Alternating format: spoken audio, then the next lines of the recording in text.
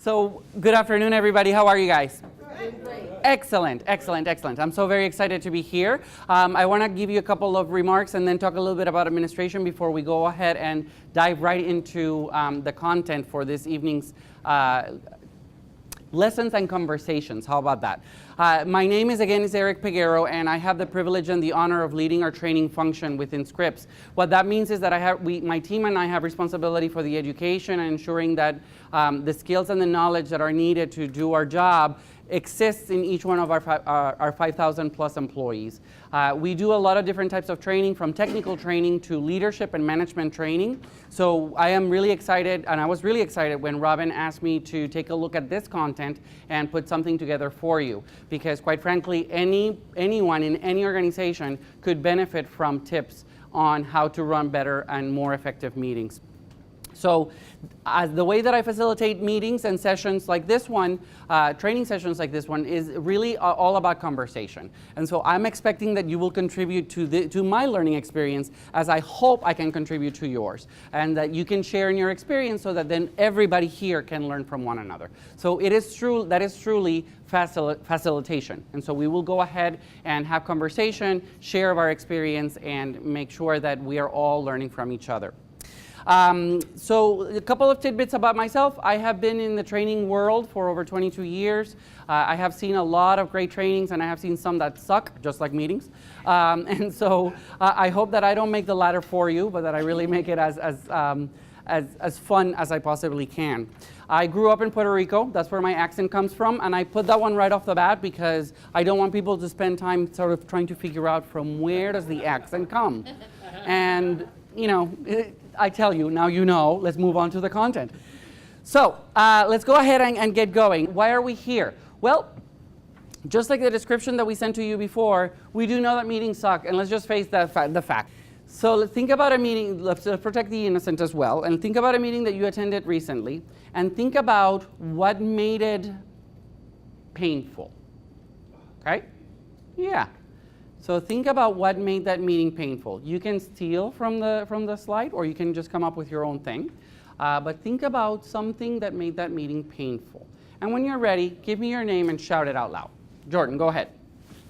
There's no structure. It's just keep talking in circles. Thank you for getting us started. Who else? Yes, Gloria.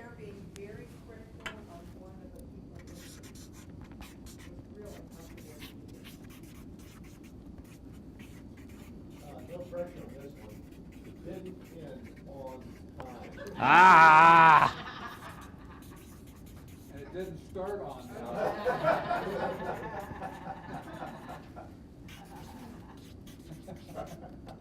Well, can I tell you that one of my latest things now is, and Robin, cover your ears, if the meeting says that it ends at 1, even if I don't have something after work, because I will have probably work waiting at my desk or emails waiting at my desk, I'll say, I have to go to my next meeting. And I'll just walk out.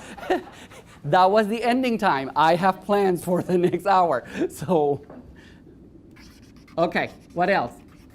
Who else? Joan. People are having sidebar conversations.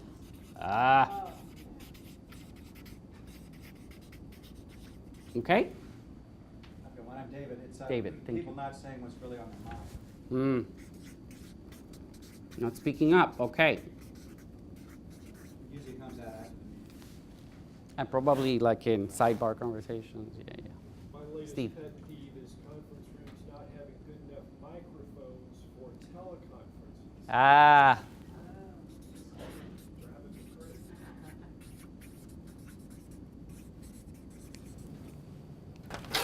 who hasn't shared anything?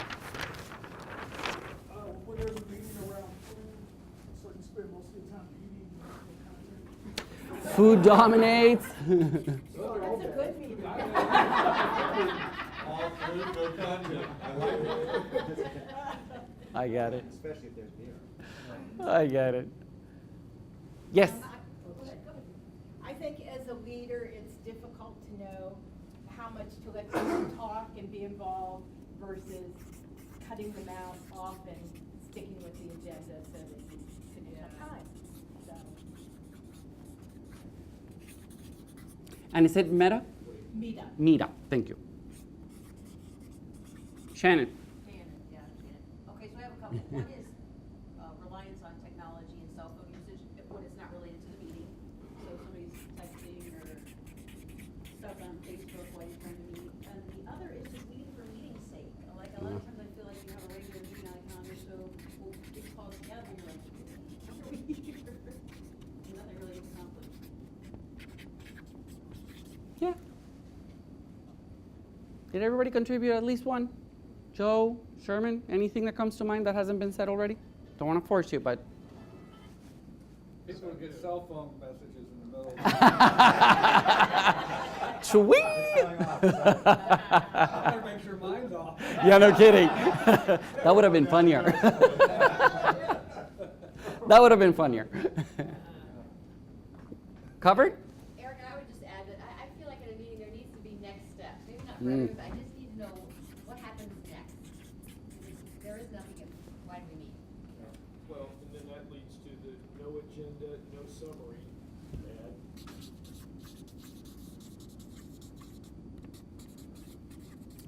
Excellent. Well, I'm glad that you guys shared these with me as a form of introduction. I really appreciate it, and I hope that throughout the entire time that we spend together today, we'll be able to address some of these. I know, having seen the content and preparing for it, that we're going to cover about a good 90%. The other 10%, then let's go ahead and have a conversation and see if I don't cover it throughout the time that we chat.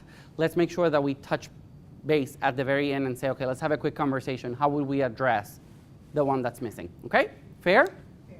Excellent. So today's learning objectives. I shared these with you before, and I think that Joan shared them out. Is really to define and set appropriate desired outcomes for your meetings. It really talks a lot about preparing and setting up the stage so that there is an outcome to why you're meeting. And that way we can avoid meetings for meeting's sake. Constructing an agenda that yields results. It's not just necessary to have an agenda, but it is important to have an agenda that gets you somewhere. Because if you have an agenda that A, does not get respected, or B, is not constructed well, you end up with circular conversations. You end up with a lot of sidebar conversations with people not being able to express their opinion, and that could be very harmful to your objectives. And then last but not least, describe and select the appropriate decision-making model. And I bring this as part of meeting management and making meetings more effective, because most often when we get into a meeting, we seem to lose who needs to be making a decision and why. And so we will talk about this as a mode of meeting management, but I will also bring it as part of meeting preparation.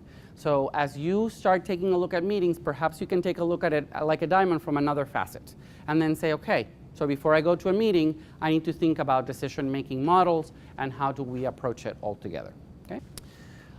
So the discussion outline. So today's discussion outline, the entire session today is divided into two big chunks, just so that you know when we make the bend from one to the other one, we are more than halfway there. The first part of the conversation is going to be about the prep. We will talk about building desired outcomes. We will talk about pre-work and the importance of pre-work for meetings. Pre-work is not just for college courses or trainings. And then we will talk about agenda and say, why do we need them? Many people tend to go, why do I need it? I have it all in my head. Maybe not so much. So we'll talk about the importance of that.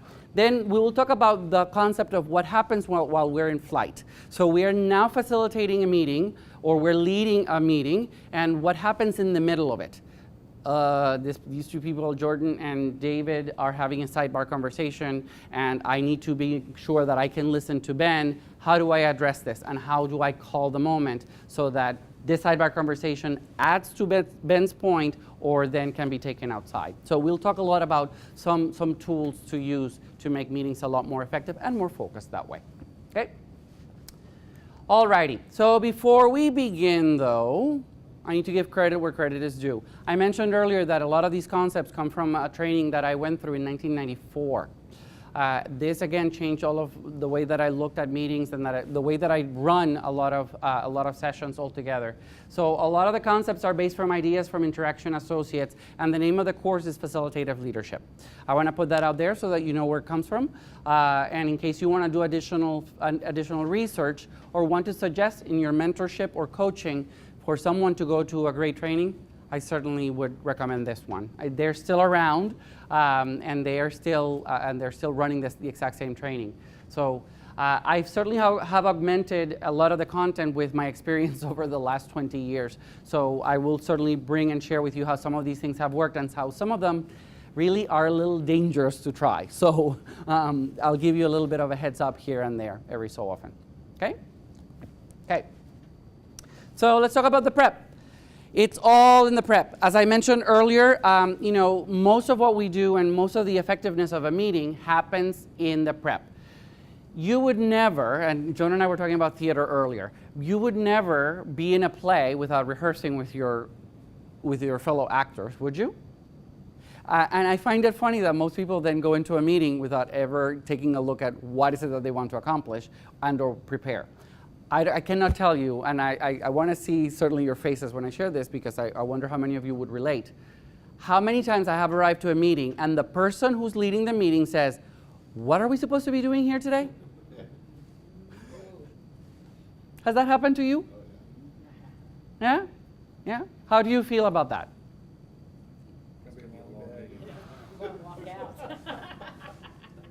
Yeah, yeah. I often feel that way. Yeah. Like, seriously?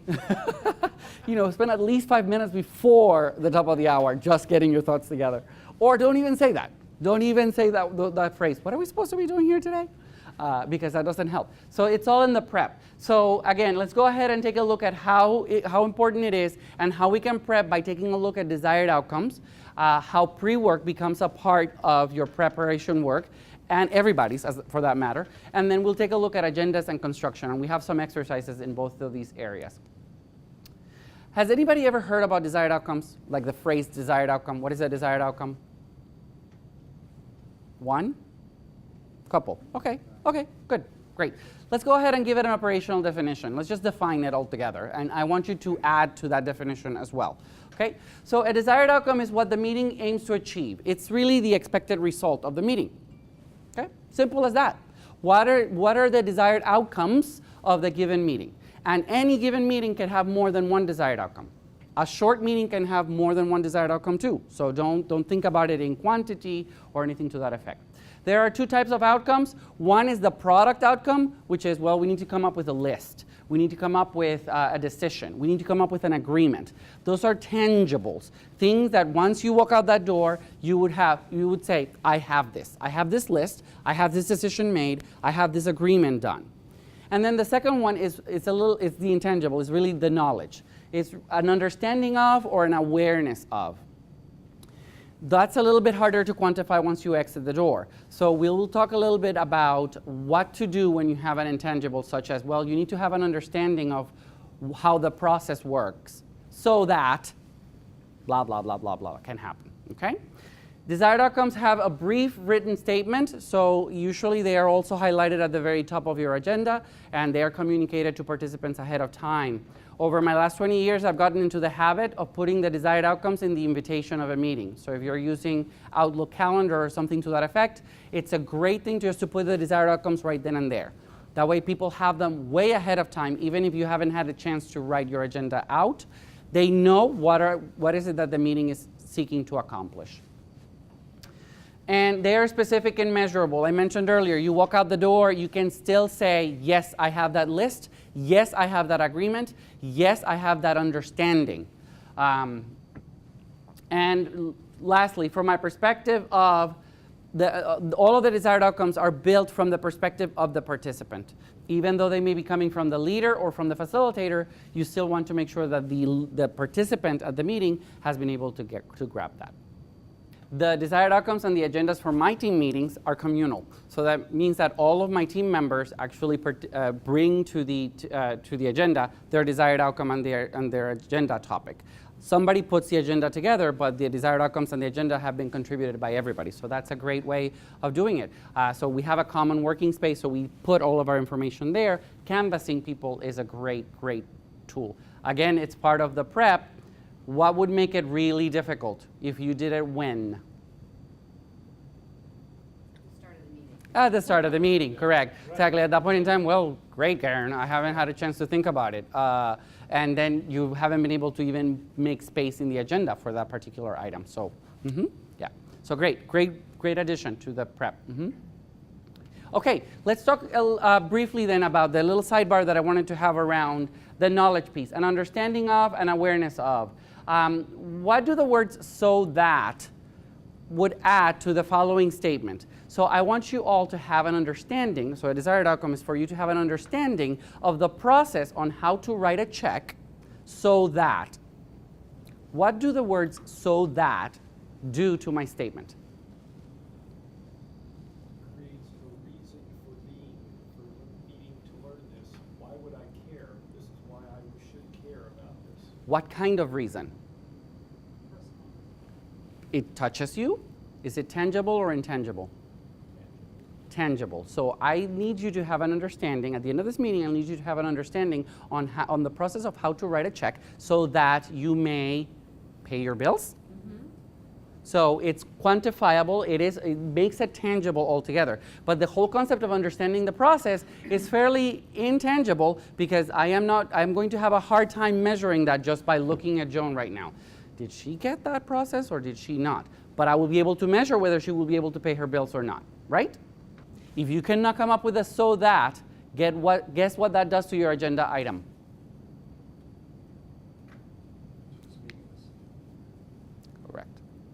Correct. So I want you to think about meetings that you may have coming up or meetings that you had just recently. And I want you to think about a desired outcome that you could construct for that meeting. So let's talk about some of those. An agreement. An agreement on what, Joan?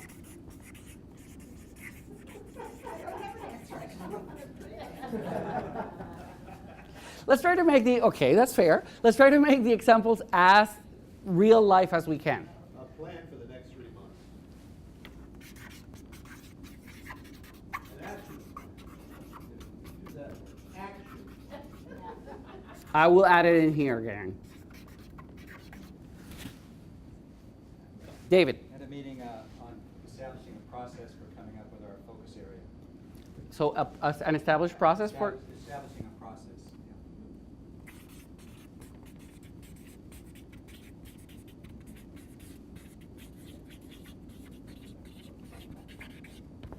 What else? Selling price of new project.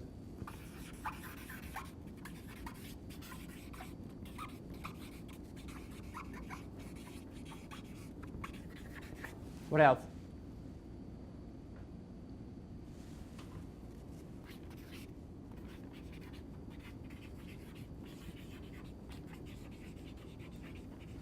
Getting feedback from key stakeholders.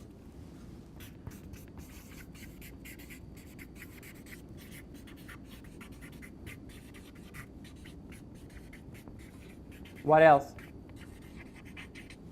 Getting people to do their to-dos, their next steps.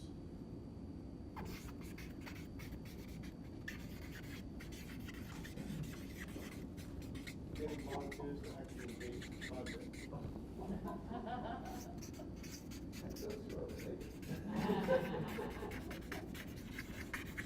What else? Getting an organization to agree to be a sponsor. Followed by getting individuals to agree to become partners. Okay, since I ran out of space, and we seem to all have hit a trend on the getting, let's go ahead and talk about these. So I don't know if you noticed that when I put the title of the flip chart, I did it after I started taking notes, and I put a question mark at the end. Let's go ahead and evaluate these. Did they pass some of our tests? Because I think that we all kind of got the idea of what a desired outcomes are.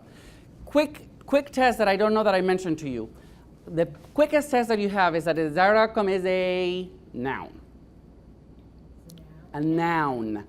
N-O-U-N. A desired outcome is a noun because a noun is a thing. So a desired outcome is not a verb, it's a noun. Quick test. Garen is laughing because, why is that? Because we have tons of verbs, right? So let's go ahead and evaluate. So the first one was an agreement on, is there a noun in there? Where is it? Agreement. Okay, so we can walk out, we can go home with an agreement, right? Somebody can put it in writing. Hopefully they will put it in writing. Somebody will put it in writing, but you walk out with that agreement. An action plan for the next 3 months. Is there a noun in there? Where? Plan. So we can walk out with a plan, go home with a plan, right? Great. Establishing a process for. Process. Here would be my one improvement on this. Why may our CEO always talks about speak English, right? Why encumber it with things? You want to walk out with a process. It's a process. Period. End of story. By the way, I love process. I just want to let you know that. Selling price of new project. Okay. So here selling would be just the adjective or the qualifier. Okay, got it. Excellent. When I wrote it down, I paused. I don't know if you saw me. I paused. I went. Yeah, you could say price. Just the price, sure. But if it is for the selling price, then it is the selling price. Feedback from key stakeholders. Yeah. Okay, let's talk about these 4. So let's talk about them. Are these nouns? No. Okay. So this is where we need to be careful. So when we talk about desired outcomes, I'm being able to walk out of the room with those things in your hand, getting somebody to do something. And by the way, no offense to the first person who said it, and I don't remember anymore. But getting sounds like you're strong-arming, right? And that's probably not the best idea for an agenda that welcomes and invites people to participate. So just a thought. You may want to rephrase these. So if it is people to do their to-dos, really, that's probably, another word for that, it would be an agreement that people will follow up on those, right? Yeah? So maybe it's an agreement on next steps, agreement on tasks, on getting folks to do their tasks, and we'll see that. Part of an action plan. Yeah, or part of an action, yes, good, or part of an action plan. Getting volunteers too, I think it's probably around the same thing. It's just getting an agreement that people will follow up. And if you have the agreement and somebody took notes on the meeting and it got documented, then at least we have it somewhere. And then we can always go back to it. So a desired outcome is a and not a. Excellent. Thank you so much. Okay, so let's talk a little bit about pre-work. We talked a lot about what happens in meetings at times and how sometimes what is happening in the meeting need not happen in a meeting. So if Shannon and I are having a disagreement that is just Shannon and myself and it has nothing to do with a meeting, why are we having it in front of everybody else? So those situations need to be taken outside. Pre, post, or even during. You guys continue. Shannon, let's go discuss something else, right? Sometimes what happens in meetings too is that we find ourselves doing all of this work that could have been done before, and then we can come to the table better informed and ready to take action. So to the whole concept of board meetings, and this is again when I was a member of a board and I had to run the board meetings, I tried to figure out what work needed to be done ahead of time so that the meeting was spent. Action, agreement, plan, brainstorm list, move. It's all about the outcome altogether. So if there is a report, a financial report that needs to be reviewed, if there is a book that needs to be read, if there is anything that needs to happen so that we do something else, could we take the understanding, the awareness, that information, and do it ahead of time? Could we ask our participants to take 5 minutes to read an email, to read a report, and then come prepared with their ideas on? That would be the recommendation, and that's the importance of pre-work altogether. Determine, the pre-work is always determined after the desired outcomes. So come up with the desired outcomes first, and then look at your desired outcomes and say, out of this, what could be done ahead of time that could make my meeting more effective? And then determine, what is that pre-work? How soon does it have to be distributed? So if it's a financial report, can I distribute it a week or two ahead of time? If I distribute it the day before, Am I really giving people enough time? Or will I have to make time in the meeting then to review it because I didn't have it ready in time? So things of that nature are important, and you need to think through them before you go ahead and put them onto your agenda. And then what would happen if none of the pre-work is done ahead of time? So if I ask everybody to review a report, nobody has an opportunity to review it, we come to the meeting and we were supposed to make a decision. Are you prepared for the consequences?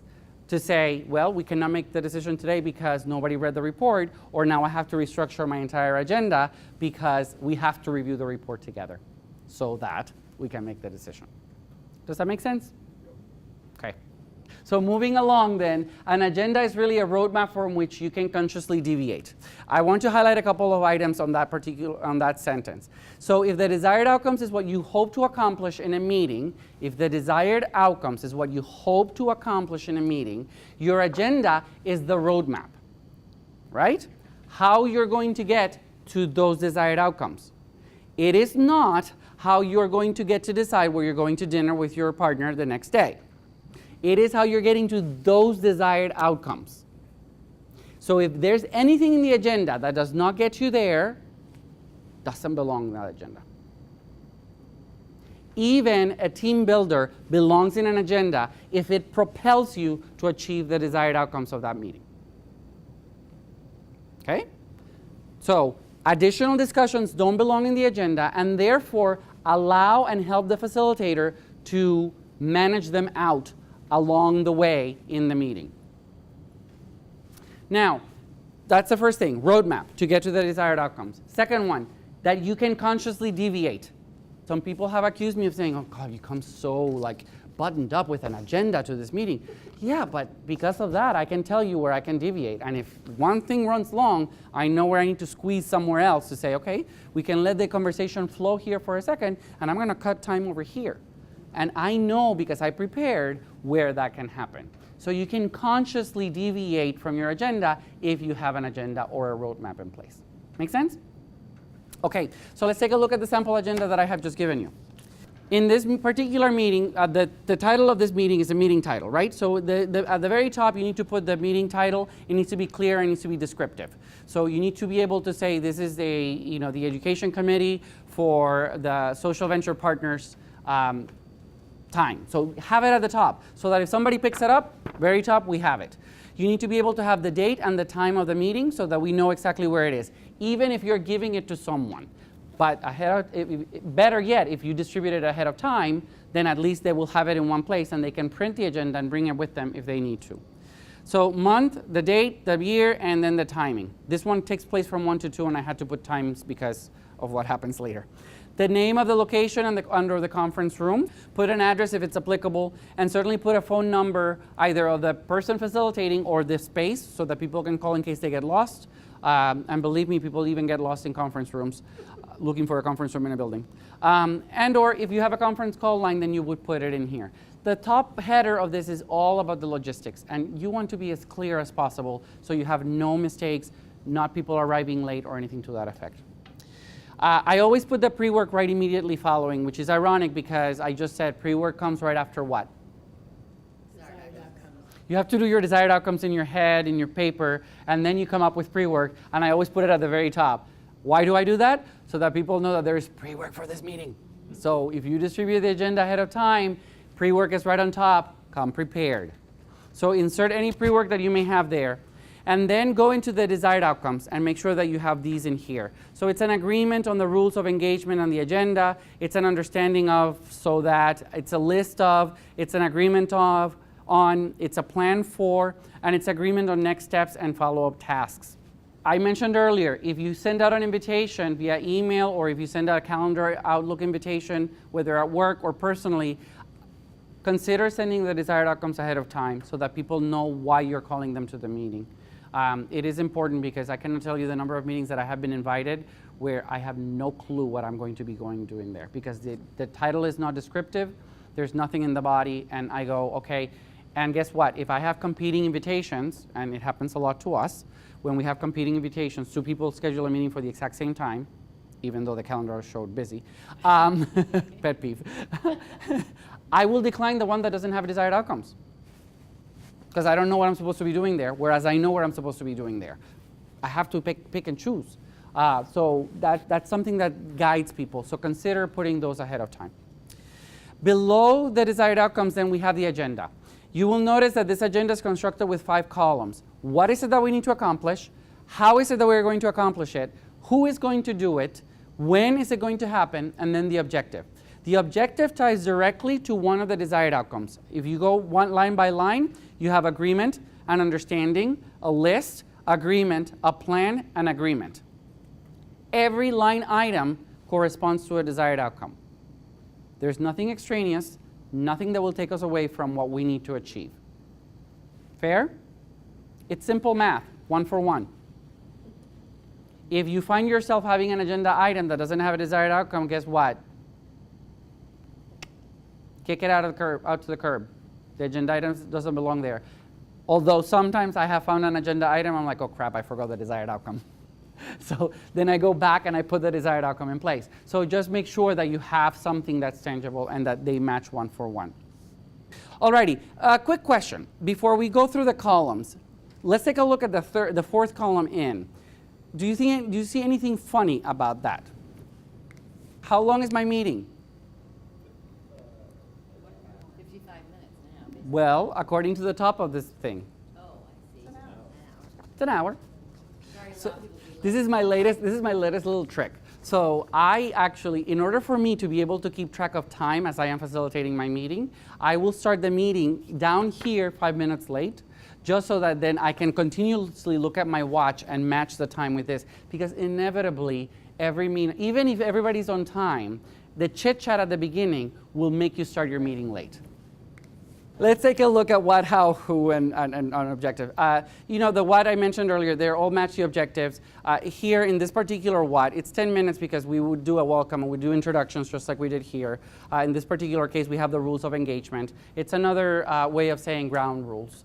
And sometimes in a meeting, especially if you're about to make a lot of decisions, you may want to start, your facilitator may want to start with the whole concept of what are the rules of engagement for this conversation. We're going to be honest. We're going to avoid sidebar conversations. To David's point earlier, we're going to be able to, treat each other with respect. Technology is going to be off and off the tables, et cetera, et cetera. So rules of engagement are important.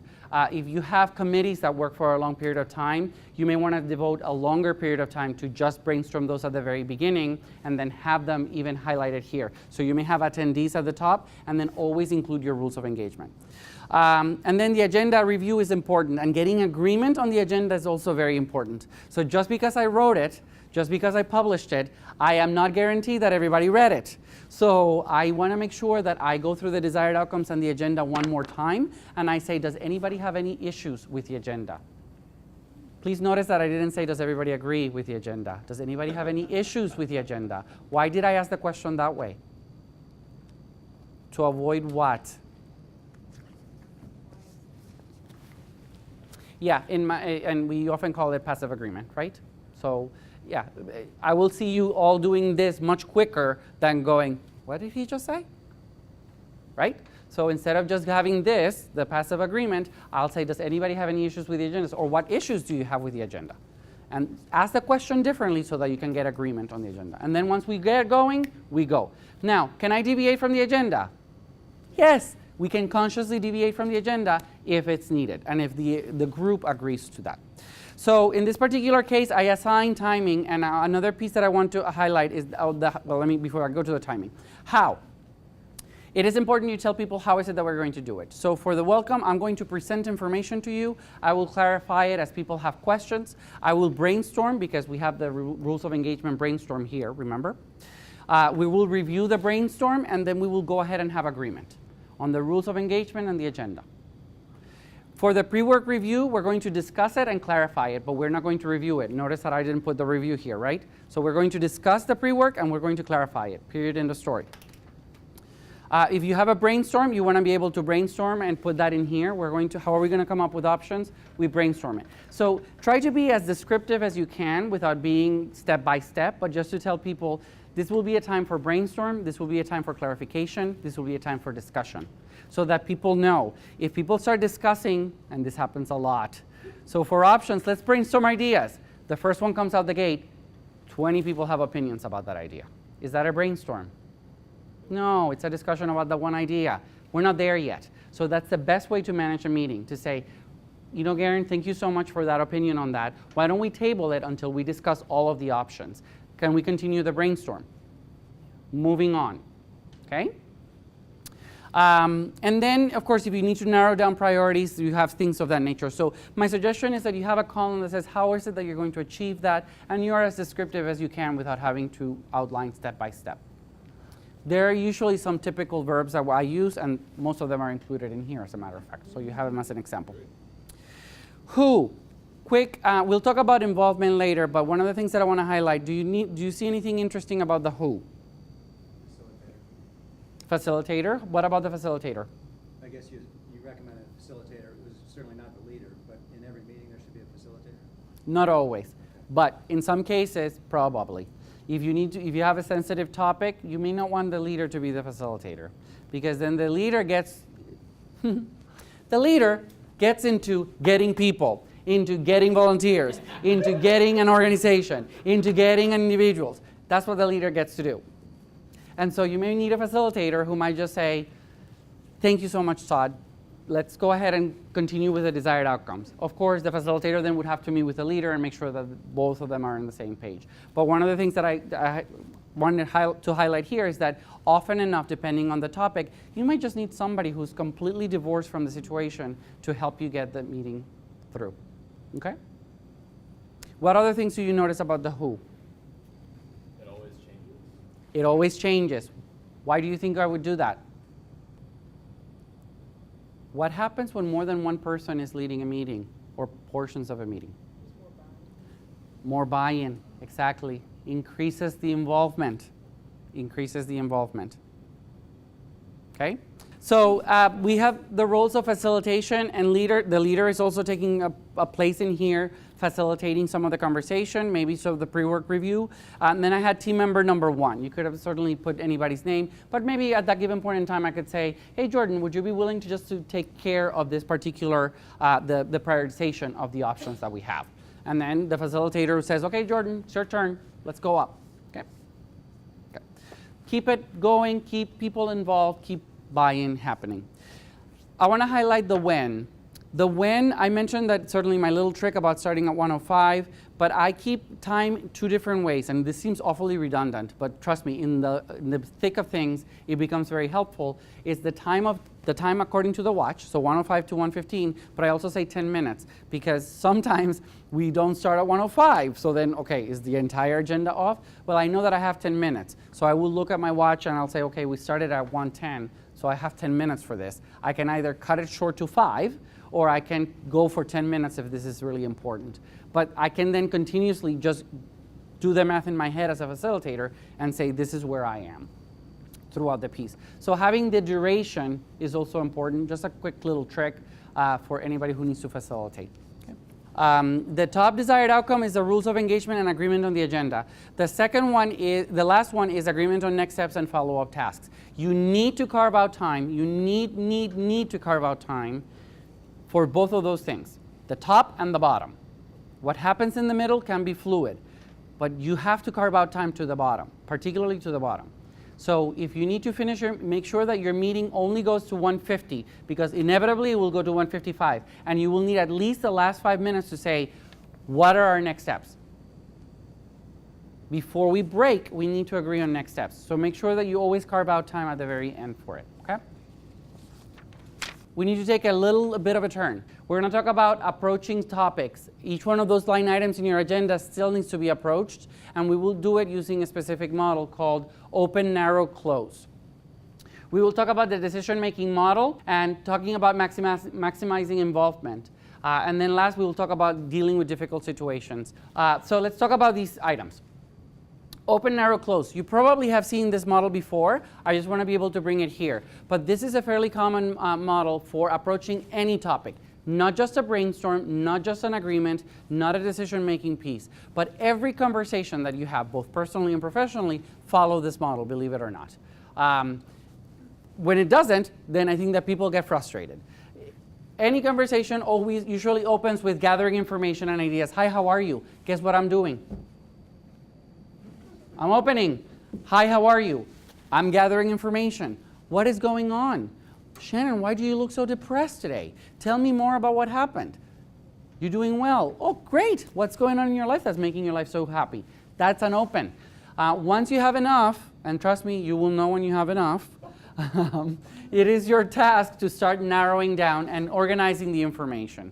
And so out of everything that you told me how you're doing, then I need to sort of like pinpoint a couple of things in my head and say, yeah, let's talk about, the last time we got together, you told me you were having troubles with your partner. What is that all about?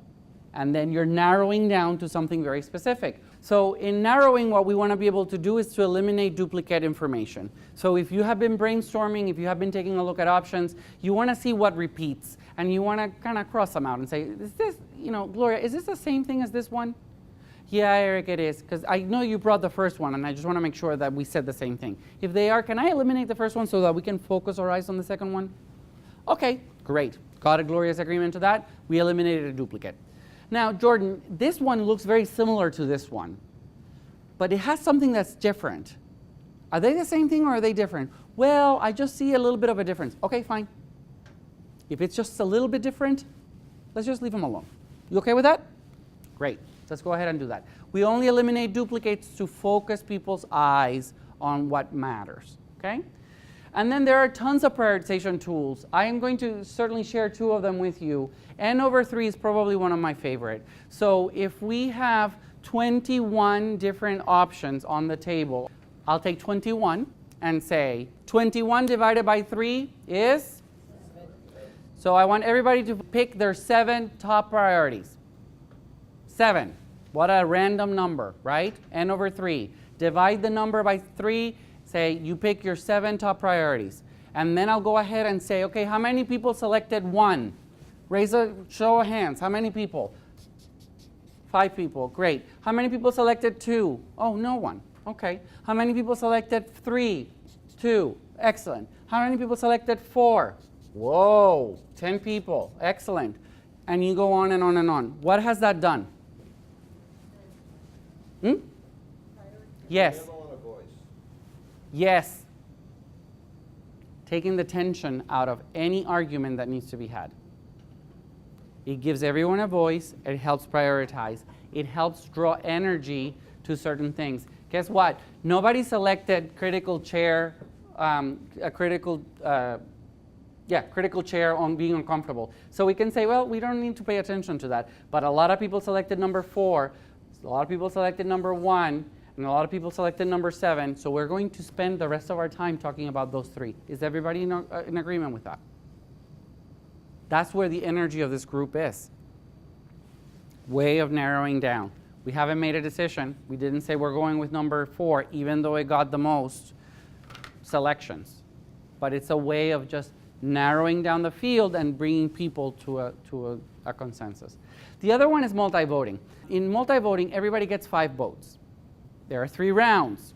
In the first round, everybody gets 2 of their votes. In the second round, everybody gets 2 of their votes. And in their last round, they get 1 of their votes.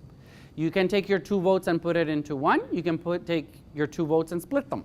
Same concept. So those are the ways that you can certainly do it. If you have any other options, certainly just think about, am I really creating an environment where politics are at play? Am I doing something that will hurt? How can I just kind of bring attention to the important pieces without making everybody sort of feel uncomfortable?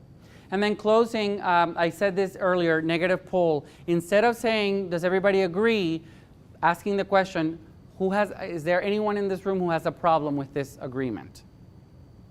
It changes the question. It changes everybody's perspective.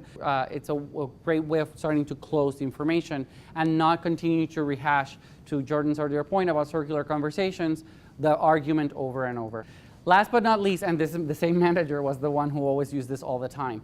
We always think on black and white, either or. It's either these or it's either this or it's either that.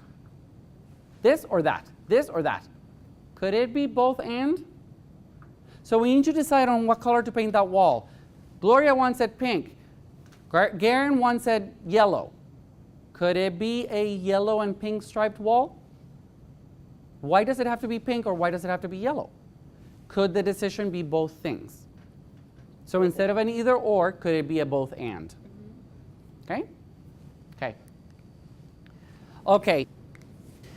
Here is one of my favorite models of all time.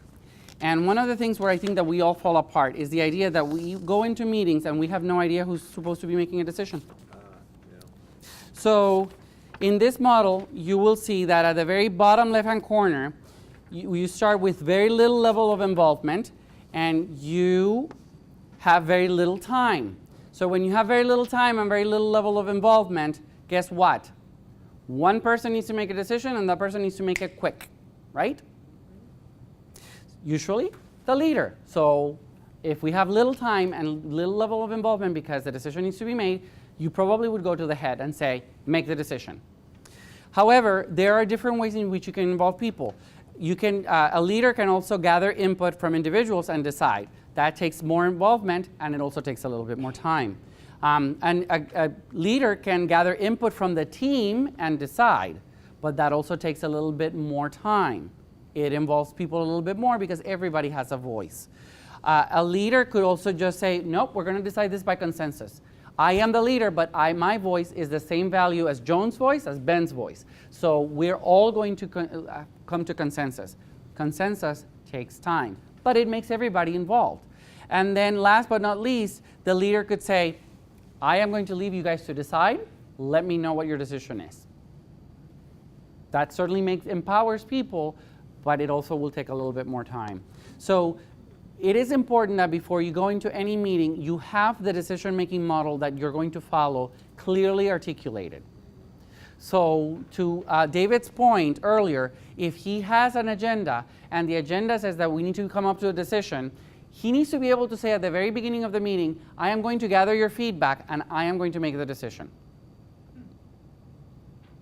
Or we are going to make this decision by consensus, which means that in 20 minutes, we all have to come to an agreement, a decision altogether.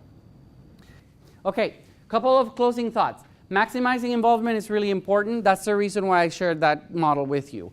So it's a critical lever in empowering others, and we want to make sure that everybody in every meeting feels empowered and feels involved. Otherwise, why in the world am I here? The leader's dilemma is to increase involvement and avoid losing control. So you don't want as a leader to then all of a sudden have everything chaos and mayhem. Clarity is extremely important. That's the latest conversation in my household. Communication, communication, communication. Talk so that we know how you're feeling. Talk so that we know who has control, who has the decision-making power, et cetera, et cetera. There is no one right way to make decisions. So you see there are 5 different models. The importance is to be clear, okay? As a leader, you can decide one of the many models. And a conscious choice is a must. So conscious, and lastly, communication is paramount. Cannot say it enough. The famous phrase is, you can never over-communicate. I totally believe in that, okay? You can only over-communicate if you're communicating babble, but important information can never be over-communicated. All righty. So to close, a couple of ideas on dealing with difficult situations. To Joe's point, and certainly to the conversation that we just had, and we've been demonstrating this quite a bit throughout the evening, we need to be able to accept, legitimize, and deal with or defer. With every problem that gets brought up onto the table or in the meeting, we're human beings. Most often, all we want to do is just be heard, right? So all it could take is for somebody to say, you know what, Sherman, I hear your problem. Why don't we go ahead and document that so that we have it here for posterity? And that way, when we go through the work, we can keep that item open. That could be it. That could be all that Sherman wants. But he has a hard time explaining why this is so important to him. So sometimes accepting and legitimizing the individual's concerns is really important. Regaining focus is key. So at any given point in time, if we're going down a rat hole, somebody has to call the moment. Often the facilitator is the facilitator's responsibility. But if it goes away, it is up to any member of the group to say, you know what, that doesn't sound like will help our desired outcome. Can we put that in a parking lot or table it for later? Can somebody take a note? And then we'll discuss that if we have time at the end of the conversation. Enforcing process agreements and just saying, but we have decided that if somebody said at the beginning the majority rules, and that's what it is, then saying we decided that the majority rules in this case. So can you rally behind the majority's decision? That would be another way of doing it. Boomeranging and using humor is easy, right? Everybody knows that a joke always carries a lot of lightens things up and makes things a little bit more palatable. But boomerang, has anybody ever heard about what boomeranging is in a meeting? It's a question you answer the question with a question. So Steve, you'll ask me, so how would you resolve that problem? And I'd say, that's a great question. What do you think? How do you think we should resolve that problem? Or if you look at me puzzled, I can say, let's help Steve out.